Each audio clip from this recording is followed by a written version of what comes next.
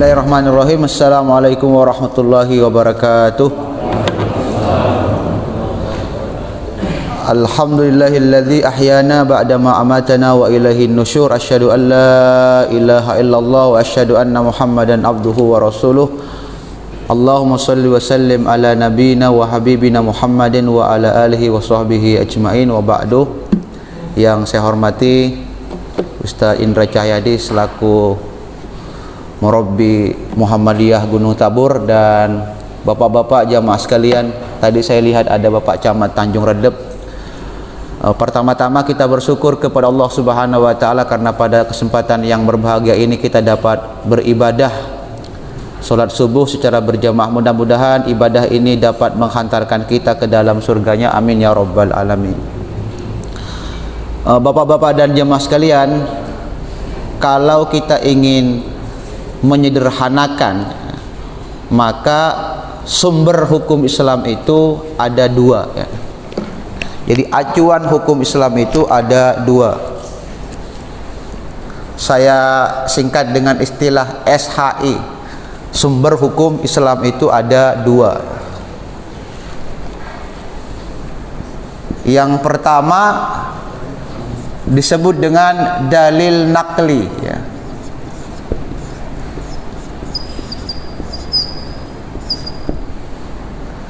Nakliyun.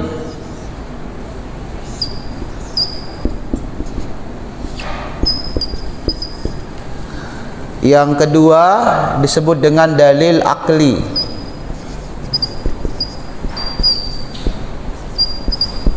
Akliyun.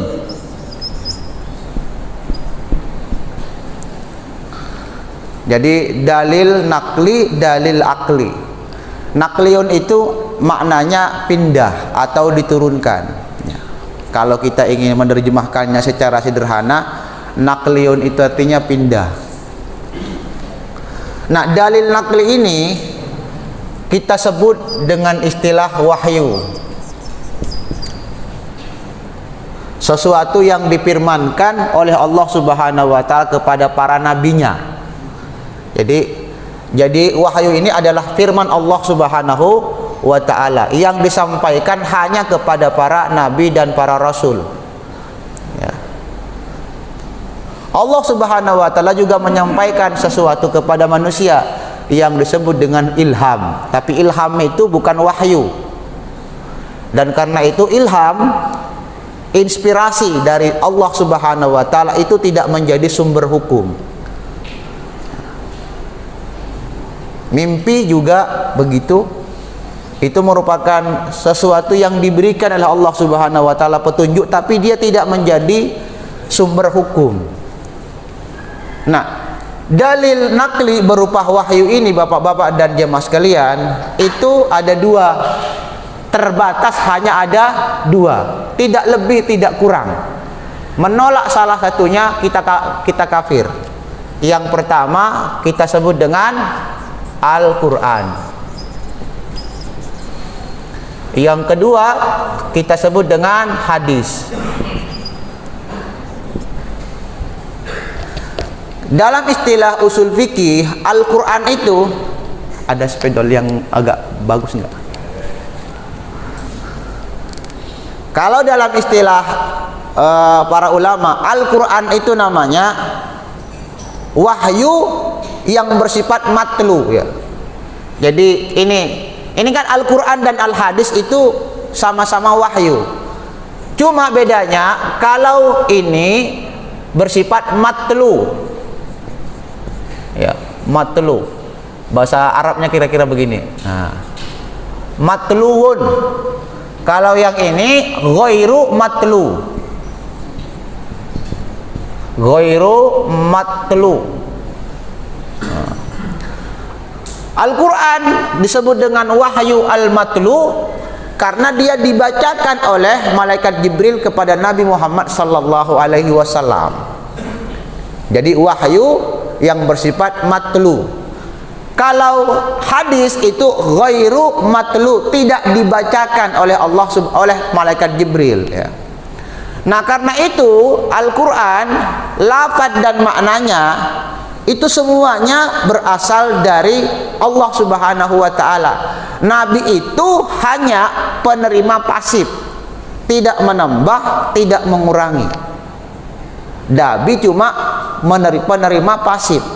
Apa yang didengarkan oleh Nabi, apa yang diajarkan oleh malaikat Jibril atau Allah secara langsung, Nabi cuma menghafal dan kemudian menyampaikan apa adanya, tidak pernah mengurangi. Inilah yang disebut dengan amanah. Tuh. Nabi amanah, menyampaikan apa adanya. Nabi juga jujur, tidak pernah mengkorupsi satu huruf.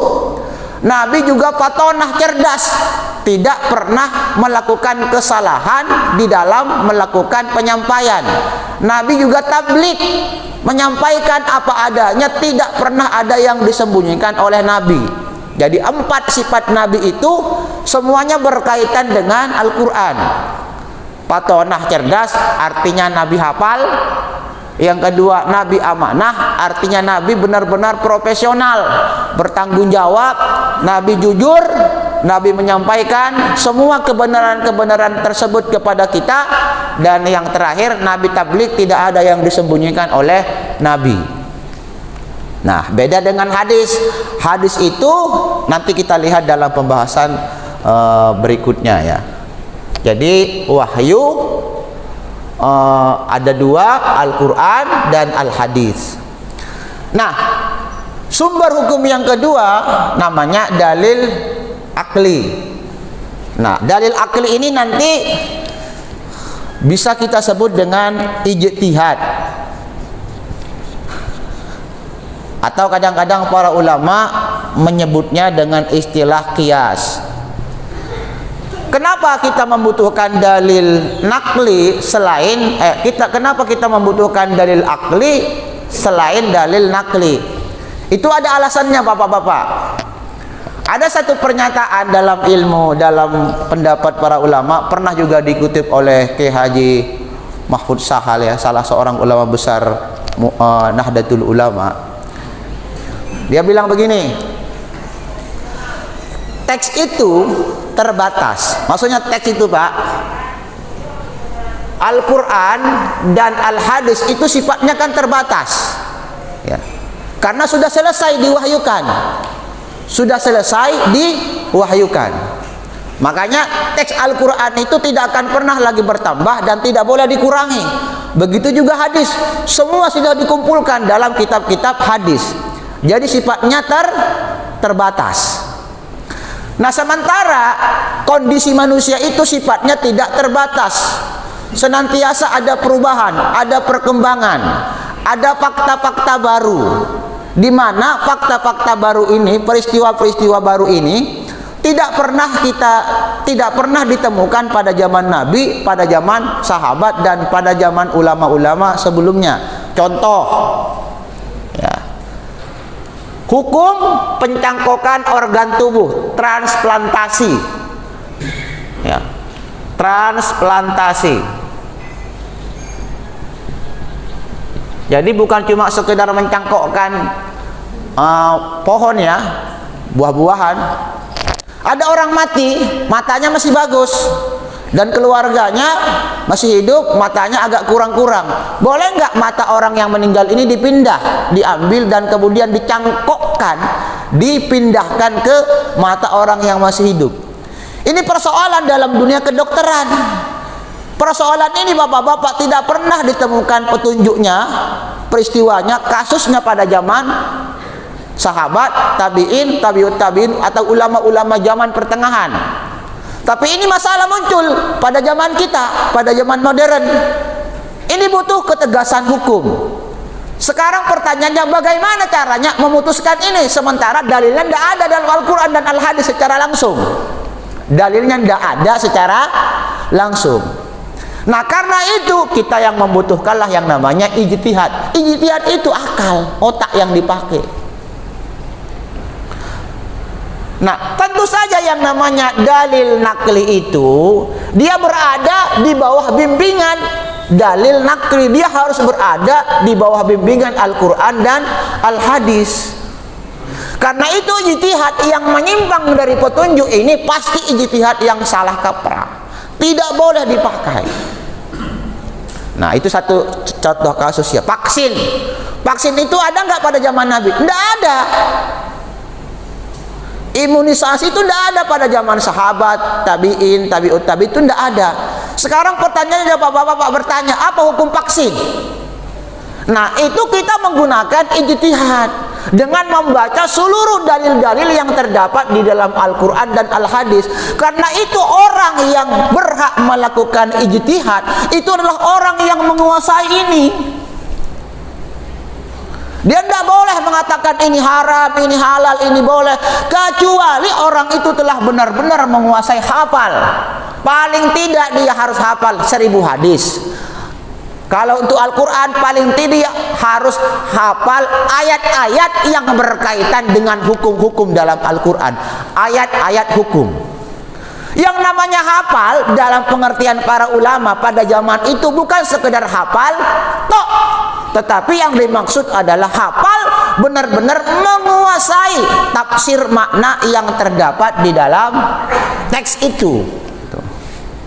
Nah, jadi jadi makanya antara dalil nakli dengan dalil akal ini satu kesatuan, memiliki hubungan yang sangat erat. Karena itu tadi ya, karena teks wahyu itu sifatnya terbatas. Itu kalau ada istilah Arabnya, an-nususu mahdudatun wal waqa'i ghairu mahdudah. Teks-teks yang terdapat dalam wahyu itu sifatnya terbatas, sudah selesai dengan meninggalnya Nabi Muhammad sallallahu alaihi wasallam. Sementara kenyataan yang kita saksikan setiap hari itu berkembang. Sekarang ada yang namanya GoPay. Nah, itu ditanya, apa hukum GoPay? Ada sekarang bisnis MLM, multi level marketing. Nah, itu bagaimana? Sekarang ada lagi agak eco-recing, ada lagi P2, macam-macam, ya kan? Nah, itu persoalan bapak-bapak dan jamaah sekalian. Itu kemudian membutuhkan bimbingan hukum Islam. Bagaimana itu hukumnya Pak Ustadz? Nah, maka Pak Ustadz itu harus menguasai dua dalil, dalil nakli, dalil akli. Sampai di sini kira-kira cukup ya, mungkin. Tapi paham Pak ya? Dalil nakli, dalil akli, ya, ingat itu. Dalil nakli itu hanya terbatas pada dua, Al-Quran dan hadis. Hadis itu matlu, dibacakan oleh malaikat Jibril. Kemudian hadis ghairu matlu, tidak dibacakan. Nah, sekarang saya ingin melakukan ringkasan penjelasan mengenai karakter wahyu, sifat-sifat wahyu itu apa saja.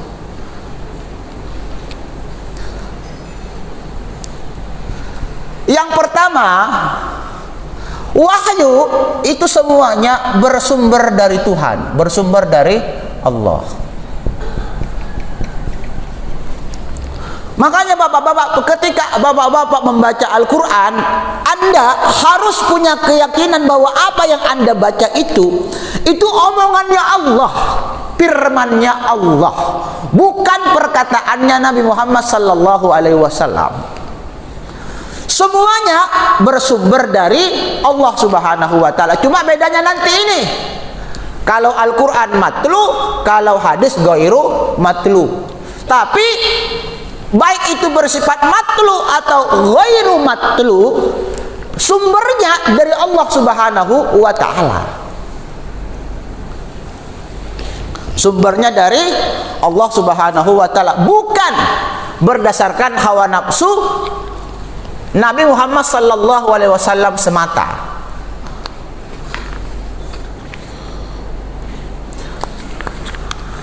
Nah, nanti kalau misalnya di sini kita lihat ya Al-Qur'an ya, lafaz dan makna.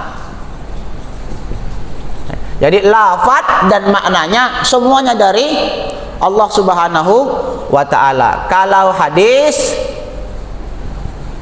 lafadznya, redaksinya, susunan kata-katanya Pak, bahasanya itu loh. Bahasanya itu dari Nabi. maknanya dari Allah. Makanya hadis itu karena susunannya dari Nabi, dari manusia biasa, maka hadis itu ada yang dibuat-buat. Hadis itu tidak mukjizat dari segi bahasa.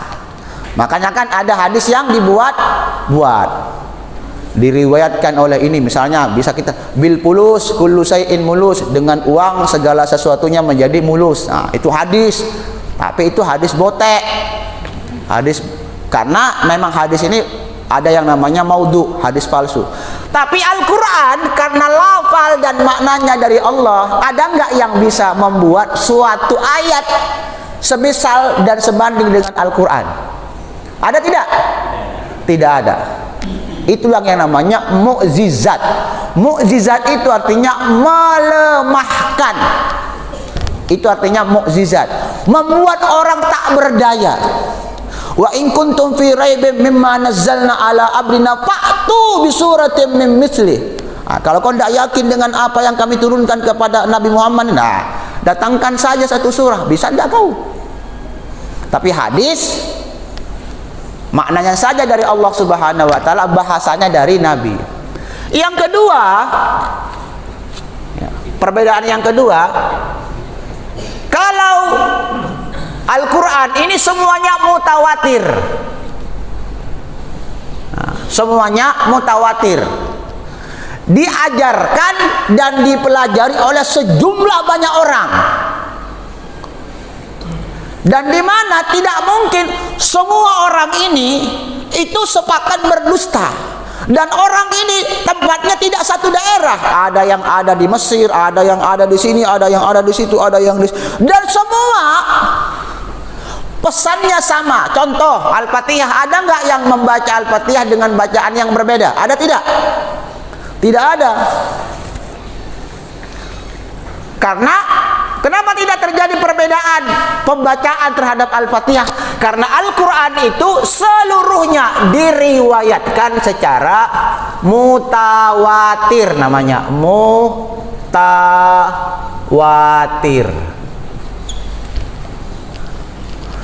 dipelajari dan diajarkan oleh sejumlah banyak orang. Nabi mengajarkan kepada ribuan sahabat. Ribuan sahabat mengajarkan kepada ribuan tabi'in, generasi kedua. Ribuan tabi'in mengajarkan kepada generasi tabi'ut tabi'in, generasi ketiga. Generasi ketiga, generasi kedua, generasi ke-1, itu disebut dengan generasi salaf, orang-orang terdahulu, 3 abad pertama Hijriah. Tabi'ut tabi'in mengajarkan ke generasi berikutnya yang menerima juga ribuan orang, sampailah kepada kita. Inilah yang disebut dengan sanad. Nah, bapak-bapak, sebagai informasi cara kita membaca Al-Quran, apakah itu berdasarkan tulisan atau berdasarkan riwayat? Misalnya begini ya. Nah, bapak-bapak taunya ini dibaca bismillah, itu dari mana?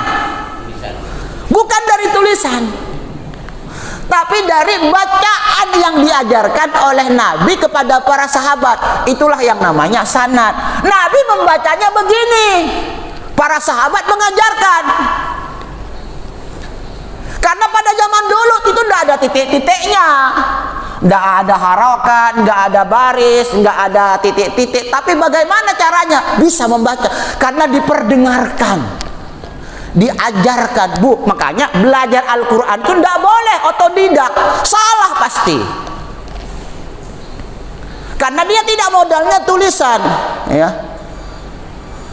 Al-qira'atu bir-riwayah, bacaan itu sumbernya adalah riwayat, sanad. Nah, kalau sekarang kan sudah ada yang namanya guru, tapi guru ngaji pertama itu diajarkan. Makanya zaman dulu kita kalau ngaji itu diperdengarkan dulu. Apa yang akan kita baca besok hari itu kita setor dulu sama guru kita, atau guru kita membacakan Bismillahirrahmanirrahim, alhamdulillahirabbil alamin arrahman. Besok baru kita setor. Jadi bukan berdasarkan tulisan. Makanya bapak-bapak, Al-Quran yang dicetak oleh kerajaan Arab Saudi itu dikoreksi melalui apa? Melalui tulisan enggak?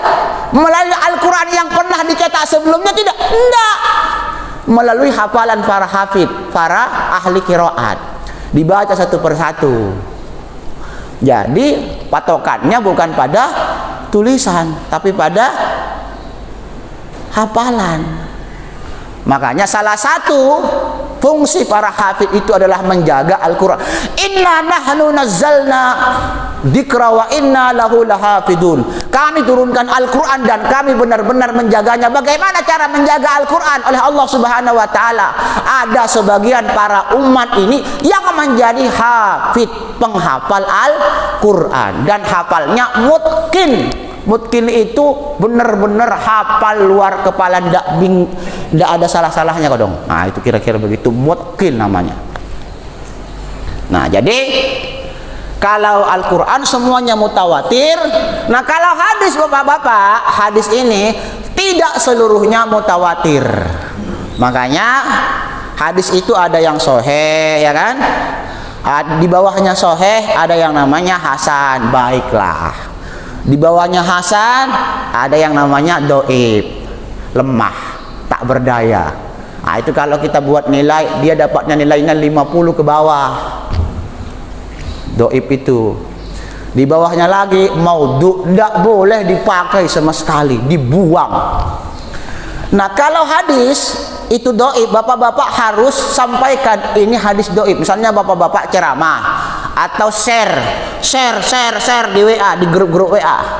Sementara bapak-bapak ya tahu bahwa itu hadis doib, harus disampaikan ini hadis doib. Kalau itu tidak disampaikan, maka kita nanti dianggap berdusta atas nama Nabi. Makanya jangan gampang nge-share. Apalagi kalau di dalam share itu ada tulisan, ada hadis-hadis, dan bapak-bapak tidak yakin ini hadis beneran dari Nabi atau tidak. Daripada nanti masuk neraka karena dituduh berdusta atas nama Nabi, tidak usah kita share. Kecuali bapak-bapak sudah tanya dulu, ini benar nggak hadis ini? Kalau benar-benar hadis, sampaikan. Atau yang kedua, kalau bapak-bapak membaca satu hadis dan kemudian tidak yakin, jangan menggunakan redaksi kalimat Rasulullah telah bersabda. Jangan menggunakan bahasa seperti itu. Jangan menggunakan kata kerja aktif, tapi menggunakan kata kerja pasif. Diriwayatkan, diceritakan. Jadi kita tidak langsung mengatakan itu omongan Nabi kalau kita yakin. Makanya para khatib kalau khutbah Jumat, kalau tidak yakin hadisnya, tidak pernah dibuka hadisnya, cuma sekedar baca di tulisan-tulisan WA, telah bersabda Rasulullah sallallahu alaihi wasallam, tapi ragu-ragu, repot itu, nanti bisa dimasukkan ke neraka kita, dan neraka itu tidak enak, kasihan. Nah, jadi yang pertama, dia bersumber dari wahyu, dari Allah Subhanahu wa ta'ala. Dan itu ada firman Allah Subhanahu wa ta'ala dalam surah apa? Dalam surah An-Najm ayat 34 ya. Bapak-bapak bisa cek An-Najm ayat 3 sampai 4. Wa ma yantiqu 'anil hawa in huwa illa wahyun yuha. Nabi itu enggak ngomong lewat hawa nafsunya. Semuanya berdasarkan bimbingan wahyu petunjuk dari Allah Subhanahu wa ta'ala. Yang kedua, sifat wahyu yang kedua, ini yang pertama, yang kedua universal, menyeluruh, berlaku bagi setiap orang dalam setiap masa dan tempat. Itu artinya bersifat universal, berlaku bagi semua orang dalam setiap tempat, dalam setiap suasana, dalam setiap waktu. Tidak ada perlakuan yang berbeda, kecuali ada petunjuk bahwa perintah itu hanya berlaku kepada Nabi. Contoh ayat tentang poligami, nikah lebih daripada satu. Nabi istrinya lebih daripada 4. Kalau umpamanya tidak boleh lebih daripada 4, jangankan 4, 1 aja susah dihabiskan dalam tanda petik. Nah, jadi bersifat menyeluruh, universal. Nah, itu ada kaidahnya Bapak-bapak dalam tafsir itu begini. Ya, biar ada bau-bau Arabnya lah kita ini, kasihan. Ya. Al-wahyu, katakanlah begitu. Al-wahyu salihun likulli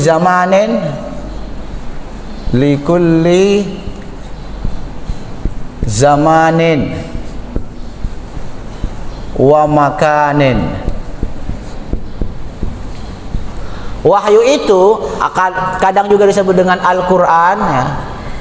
Solihun, sesuai, likulli zamanin, pada setiap waktu, wa makanin, dan tempat. Artinya Al-Quran itu tidak basi, tidak expired, tidak ada batas masa berlakunya, selalu up to date, sesuai dengan perkembangan zaman. Karena Al-Quran setiap kali dibaca itu dia memunculkan makna-makna baru. Itulah sebabnya yang namanya ilmu tafsir itu tidak pernah selesai ditulis oleh para ulama. Seandainya Al-Quran itu maknanya sudah habis digali oleh para ulama tempo dulu, tidak mungkin lahir tafsir-tafsir baru zaman sekarang. Setiap tahun bermunculan produk-produk tafsir, karena setiap kali dibaca dia memunculkan makna-makna baru. Nah, itu salah satu kehebatan bahasa Arab dibandingkan dengan bahasa Berau atau bahasa Jawa atau bahasa Madura. Bahasa Arab itu luar biasa. Jadi sifatnya universal, ya. Berlaku bagi semua orang, setiap individu, dalam setiap waktu, dalam setiap tempat. Expired tidak ada. Nah, itu Bapak-bapak bisa baca dalam Quran surah Saba dan Al-A'raf 158, ya. Nah, bisa Bapak-bapak baca Quran surah Saba 158 dan bukan 158, ini 28, dan Al-A'raf 158, ya. Al-A'raf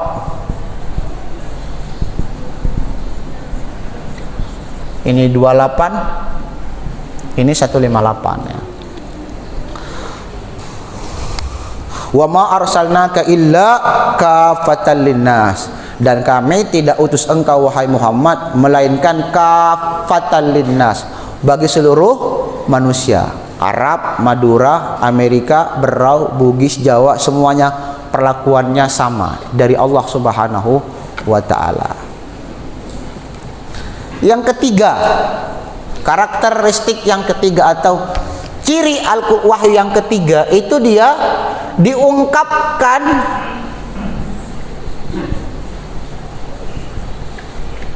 dalam bahasa Arab.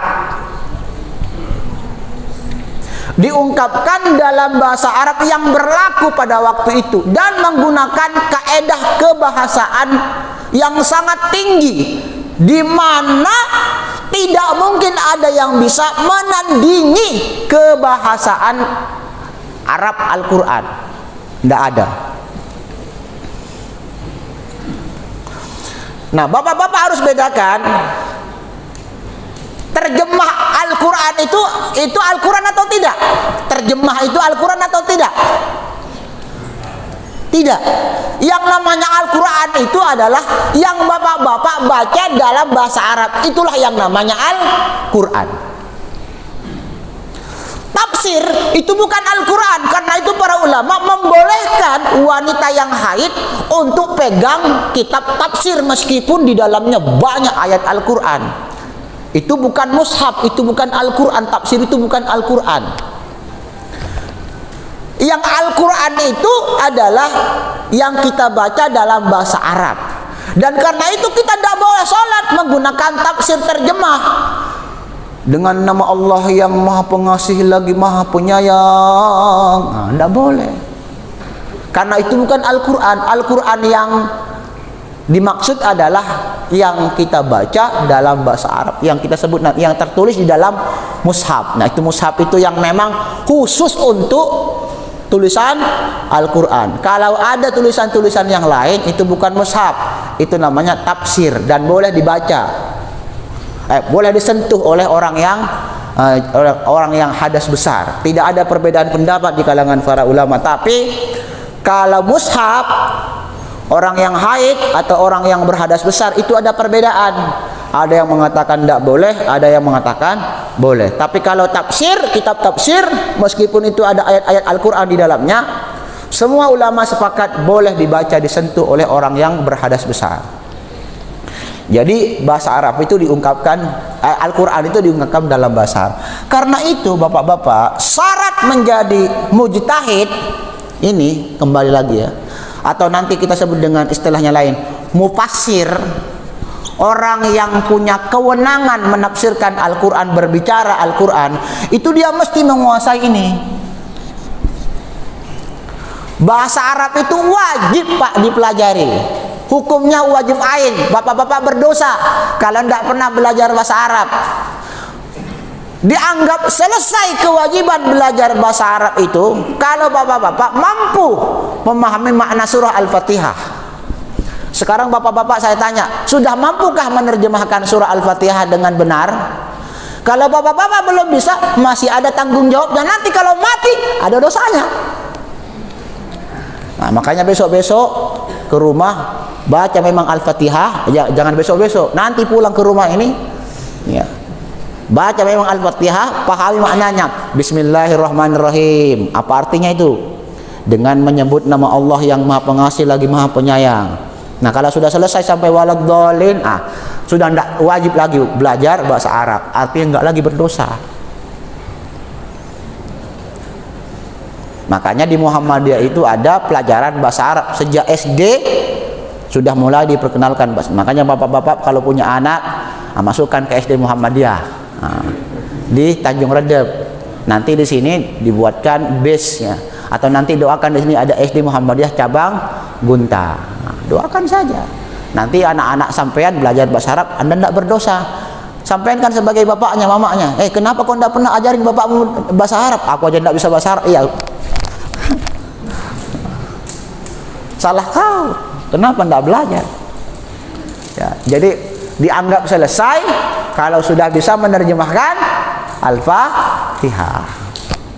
Muhammadiyah kan ar-ruju' ilal kitab was sunnah, kembali kepada Al-Quran dan As-Sunnah, tapi tidak tahu menerjemahkan Al-Fatihah. Aduh, botek namanya itu. Bapak-bapak bisa baca ini dalam Quran surah Yusuf ayat yang kedua. Yusuf ayat yang kedua. Dan itu Allah Subhanahu wa taala punya alasan kenapa dia memilih bahasa sebagai media, bahasa Arab sebagai media kalamnya.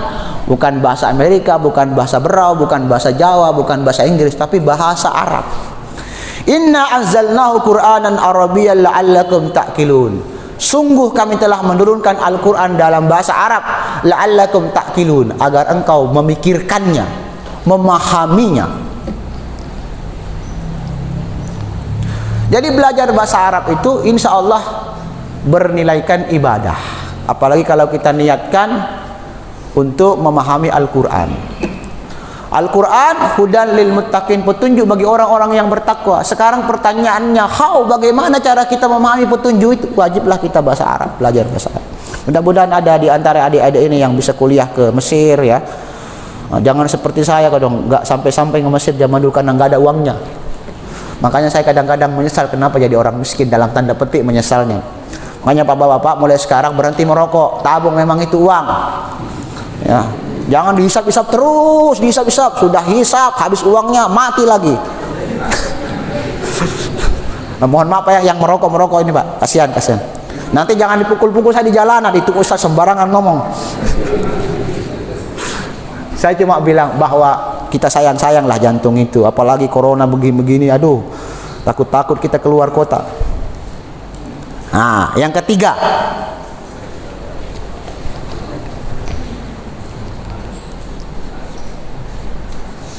bersifat integratif ya, bersifat integratif ya. Nanti saya terjemahkan integratif itu apa? Satu kesatuan.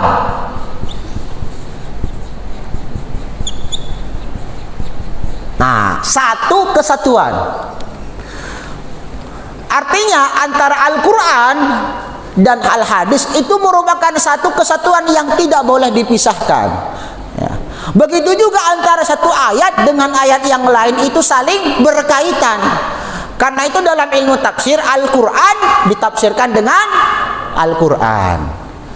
Al-Quran ditafsirkan dengan hadis. Hadis ditafsirkan dengan hadis yang lain. Kata Imam Ahmad, tidak boleh seseorang langsung menafsirkan satu hadis kecuali dia sudah mengumpulkan hadis-hadis yang semakna. Mengumpulkan hadis-hadis yang semakna dalam semua jalur periwayatannya dalam ilmu hadis disebut dengan i'tibar. I'tibar. Bahasa Arabnya i'tibarun. Kurang banyak ini. Jadi ada satu hadis kita kumpulkan dulu, baru kita keluarkan hukumnya. Tidak boleh bapak-bapak satu hadis kita baca langsung menurut hadis ini begini haram. Tidak boleh.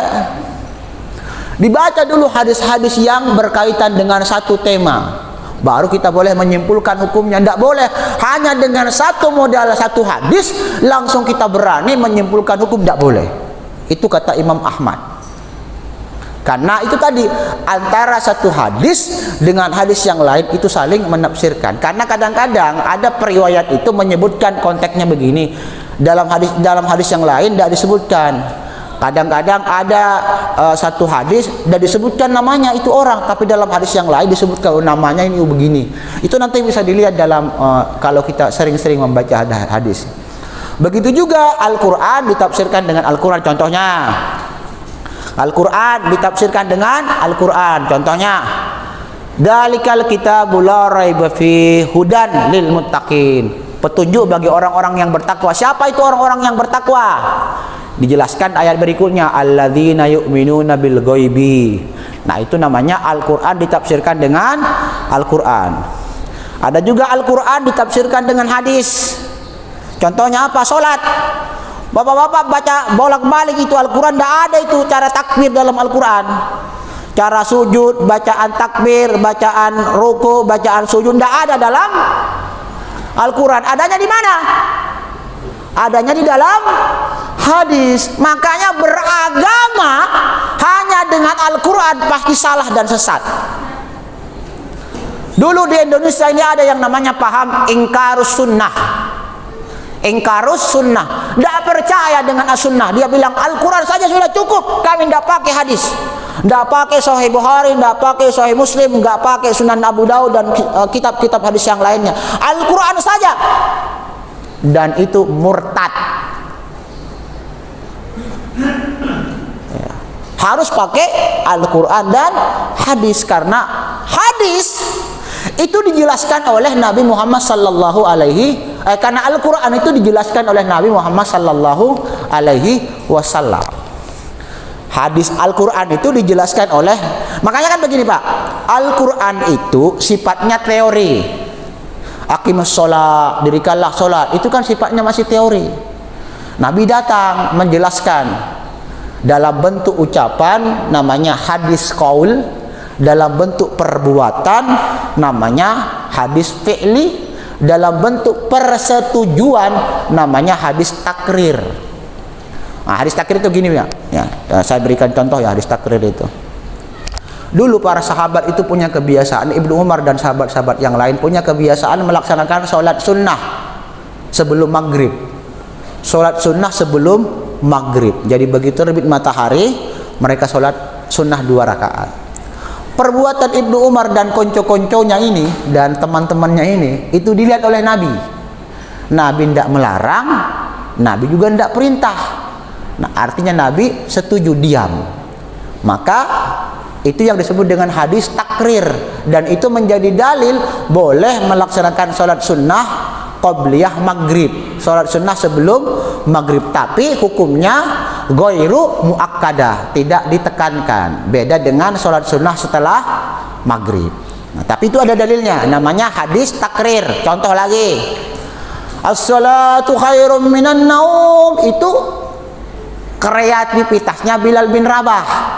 Bilal yang membuat redaksi itu didengar oleh Nabi, Nabi diam, Nabi setuju, akhirnya menjadi syariat as-salatu khairum minan naum. Tapi jangan sampai kemudian bapak-bapak bilang begini, orang duhur-duhur begini kadang-kadang kalau puasa banyak juga yang tidur-tidur, pakai saja as-salatu khairum minan naum nanti salat duhur. Boleh enggak? Enggak boleh, karena enggak ada contohnya, enggak ada persetujuan dari Nabi. Nah sekarang pertanyaannya, sekarang ini ada nggak hadis takrir? Nggak ada, karena nabinya sudah selesai mati. Siapa yang mau menyetujui? Ini perbuatan baik ini. Ini kalau Nabi lihat pasti setuju Nabi nih. Sekarang pertanyaannya, Nabi lihat nggak? Nah, makanya nggak ada lagi yang namanya syariat tambah, sudah selesai Pak, komplit sudah. Nggak usah kita tambah-tambah, nggak usah lagi kita buat-buat.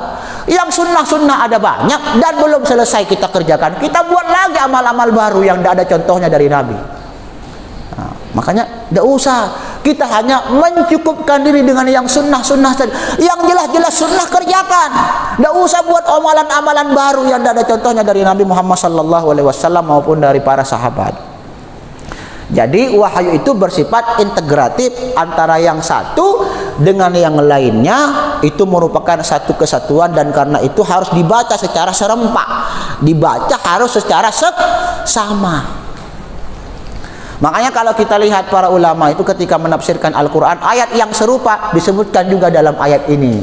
Ayat hukum tentang ini juga disebutkan oleh Allah Subhanahu wa Ta'ala dalam ayat yang lain, disebutkan secara sersama. Nah kalau sekarang itu ada namanya tafsir al-maudu'i, ya. Tafsir al-maudu'i, tafsir tematik Pak, tafsir maudu'i. Nah ini sekedar bahasannya, al-maudu'i. Misalnya begini, misalnya Kemenak itu mengeluarkan buku seri tafsir maudu'i, judulnya itu Air dalam Al-Quran. Maka semua ayat-ayat yang berkaitan dengan air ini dikumpulkan, dibaca dan dipahami. Lahirlah yang namanya tafsir maudu'i atau tafsir per tema. Tema air dalam Al-Quran, tema penciptaan manusia dalam Al-Quran, dibaca semua ayat-ayat yang berkaitan dengan penciptaan manusia. Lahirlah namanya tema tafsir tematik manusia dalam Al-Quran. Ayat-ayat tentang bumi dibaca, dikumpulkan semuanya, lahirlah tafsir maudu'i. Bapak-bapak ada di download di internet itu banyak. Saya punya, kalau ada yang mau ngopi gratis, tidak pakai bayar. Tapi kalau mau transfer bolehlah, saya terima dengan ikhlas.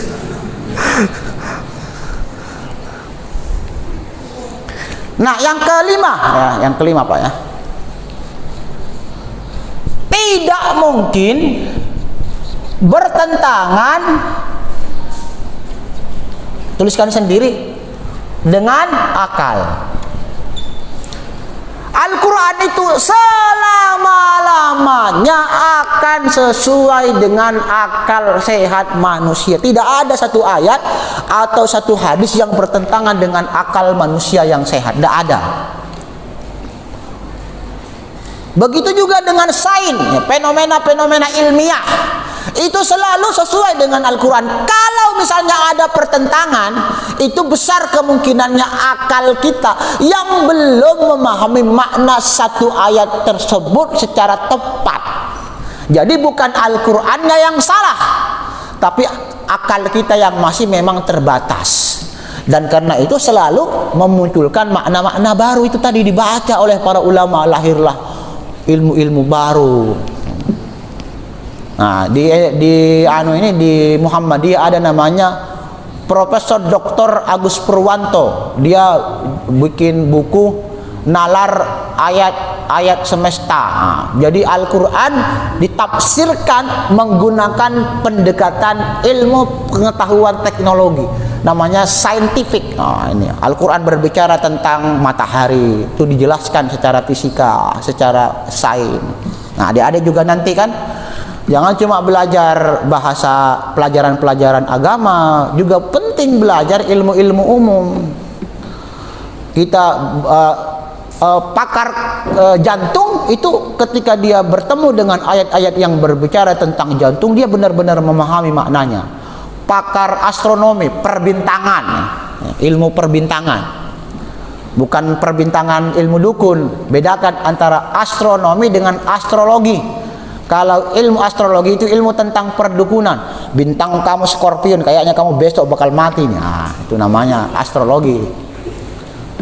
Nah, adik-adik nanti belajar ilmu tentang itu, biar benar-benar bisa merasakan kekuasaan, kebesaran, keagungan Allah Subhanahu. Nah, kalau kita ini, apalagi saya, tidak pernah ngerti kasihan ilmu-ilmu begitu, karena tidak ada gurunya.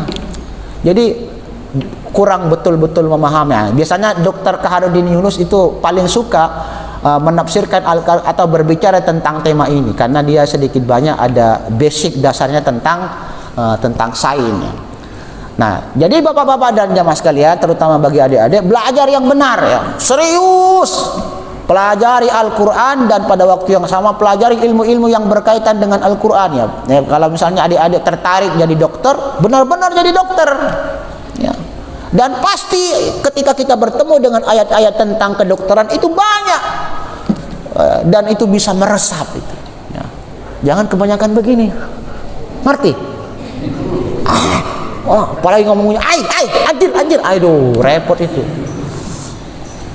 ya. Oke, cukup sudah kayaknya Pak. Oh, silakan Pak Haji. Assalamualaikum warahmatullahi wabarakatuh. Waalaikumsalam warahmatullahi wabarakatuh. Bi khair walhamdulillah. Haji Umar Haji SPDI. Iya. Ya, benar Pak Haji.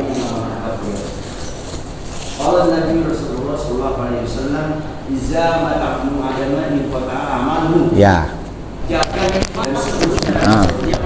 Ya.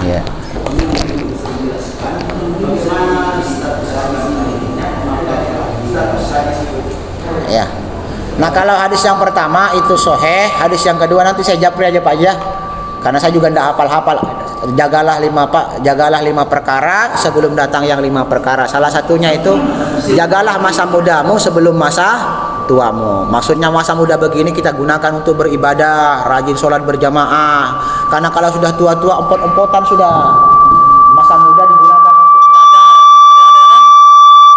Masa muda begini digunakan untuk membaca, untuk menghafal. Karena kalau sudah tua-tua kayak saya ini sudah beleng-beleng, sudah banyak yang lupa-lupa ayatnya. Makanya belajar ya. Gunakanlah waktu sehatmu sebelum masa sakitmu. Nah, kalau masih sehat begini, rajin-rajin memang beribadah, bangun kita sholat malam, apalagi nanti ini mau Ramadan ya, biasakan sholat witir. Saya bilang kalau memang tidak kuat sholat witir 3 rakaat, 1 saja. Bapak-bapak bangun 4:30 itu masih sempat melaksanakan sholat witir 1 rakaat. Tidur lagi tidak apa-apa, nanti bangun lagi subuh. Tapi biasakan. Karena para ulama makruh menghabiskan sepanjang malam dengan tidur. Tapi makruh juga sepanjang malam selalu ibadah. Yang benar yang bagaimana? Dibagi. Sebagiannya untuk istirahat, untuk tidur, sebagiannya lagi untuk sholat. Jangan sepanjang malam ibadah. Besok kerja Pak Camat salah-salah tanda tangan. Nah, karena sholat malamnya dari jam 12 sampai subuh. Itu makruh. Jangan juga sepanjang malam tidur. Itu juga repot. Nah, yang bagus itu begini Pak. Adik-adik tutup dulu telinganya. Ini buat bapak-bapak aja. Bapak-bapak bangun sholat malam, habis itu tempur. Nah, itu kata Imam Al-Ghazali 2. Yang pertama hablum minallahnya dapat, hablum minannasnya dapat. Jadi dapat 2 pahala, pahala sholat dan pahala. Assalamualaikum warahmatullahi wabarakatuh.